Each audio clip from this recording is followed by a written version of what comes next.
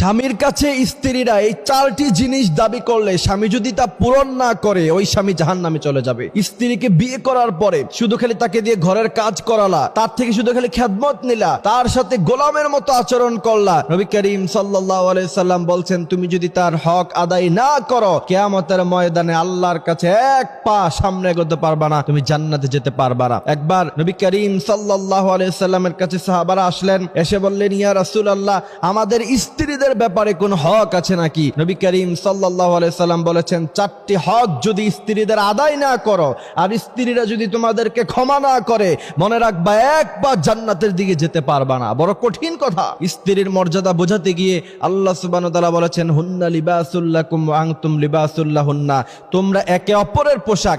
এই জায়গাটাতে আল্লাহ পাক স্বামী এবং স্ত্রীকে সমান অধিকারের কথা বলে দিয়েছিলেন। এই জন্য অবশ্যই খেয়াল রাখতে হবে আপনার স্ত্রীকে আপনি সর্বোচ্চ তাকে মর্যাদা দিতে হবে, তার অধিকার আপনাকে আদায় করতে হবে। প্রথম নাম্বার হচ্ছে সে যদি আপনার কাছে মোহরানা দাবি করে অবশ্যই আপনাকে মোহরানা দিতে হবে। এবার আপনি বলবেন যে হুজুর যদি মোহরানা দেওয়ার মতো ক্ষমতা না থাকে, মোহরানা দেওয়ার মতো ক্ষমতা না থাকলে আপনি বিয়ে করছেন কেন? আপনাকে বিয়ে করতে কে বলেছে? আপনার স্ত্রী যদি আপনার কাছে মোহরানা দাবি করে অবশ্যই আপনি তাকে মোহরানা বুঝিয়ে দিতে হবে, আর না হলে আল্লাহর কাছে আপনাকে তার জন্য জবাবদিহিতা করতে হবে। এই জায়গাতে এসে আপনার কাছে যদি একান্তভাবে মোহরানা দেওয়ার মতো সক্ষমতা সেই সম্পদ যদি আপনার কাছে না থাকে তাহলে আপনি বেশি থেকে বেশি যেটা করতে পারেন অত্যন্ত বড় নম্র ভাষায় তার থেকে আপনি ক্ষমা চেয়ে নিতে পারেন। তবে কোন স্ত্রী যদি ক্ষমা না করে আপনি কিন্তু কোনোদিন ক্ষমা পাবেন না। এই জন্য তাকে ভালোবাসা দিয়ে আদর দিয়ে তার থেকে আপনি ক্ষমা চেয়ে নিতে পারেন। তবে আপনার যদি সামর্থ্য থাকে সম্পদ থাকে এরপরেও যদি আপনি তার কাছে ক্ষমা চাইতে যান তাহলে সে কিন্তু ক্ষমা না করলে কোনোভাবে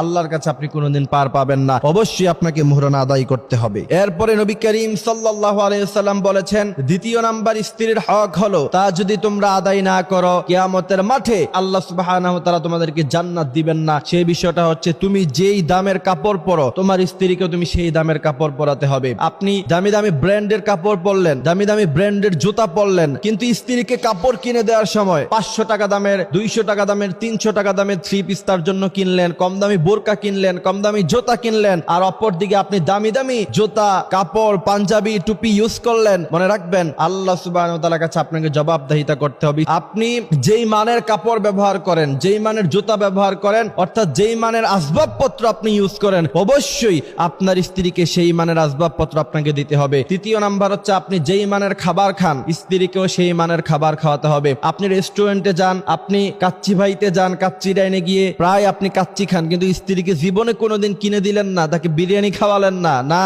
নবী করিম সাল্লাল্লাহু আলাইহি সাল্লাম বলেছেন তুমি যেই মানের খাবার খাও অবশ্যই তোমার স্ত্রীকে তুমি সেই মানের খাবার খাওয়াতে হবে। চতুর্থ নাম্বার হচ্ছে দুটি হক, সেই দুটি হক আপনাকে আদায় করতে হবে। একটি হচ্ছে বর্জনীয় আর একটি হচ্ছে করণীয়। যেমন কখনো আপনি তাকে গালিগালাজ করতে পারবেন না। দ্বিতীয় নাম্বার হচ্ছে আপনি কখনো তার চেহারায় আঘাত করতে পারবেন না, তাকে আপনি সর্বোচ্চ সম্মান দিতে হবে, এটা হচ্ছে করণীয়। এই জন্য প্রিয় ভাইয়েরা আমার এইসব বিষয়গুলি আল্লাহ সুবহানাহু ওয়া তাআলা আমাদেরকে খেয়াল রাখার তৌফিক দান করুক। তার কারণ হলো আল্লাহ সুবহানাহু ওয়া তাআলা এই যে সিস্টেম স্বামী এবং স্ত্রী, এটা একটা সুন্দর একটা জীবন ব্যবস্থা। যেই সমস্ত জাতিগোষ্ঠীর লোকেরা বিয়েতে অভ্যস্ত না, দিন শেষে এদের বয়স যখন অনেক হয়ে যায় 40-50 হতাশায় ভুগে শেষ পর্যন্ত তারা আত্মহত্যা করে। যারা বিয়ে করে এরা যখন বৃদ্ধ হয়, ছেলে সন্তান হয় তাদের, তখন সম্পর্কটা সুন্দর হয়, তাদের জীবনটা বড় সুন্দর হয়। এই জন্য আল্লাহ সুবহানাহু ওয়া তাআলা বলেছেন ওয়াশিরুহুন্না বিল মা'রুফ, তুমি তোমার স্ত্রীদের সাথে সৎ আচরণ করো। সৎ আচরণ করার মানে হলো স্ত্রীকে গালি দেয়া যাবে না, বকাবকি করা যাবে না, তার গায়ে হাত তোলা যাবে না। যেই সমস্ত স্বামীরা স্ত্রীর গায়ে হাত তুলে নিজেকে বীর পুরুষ দাবি করতে চায়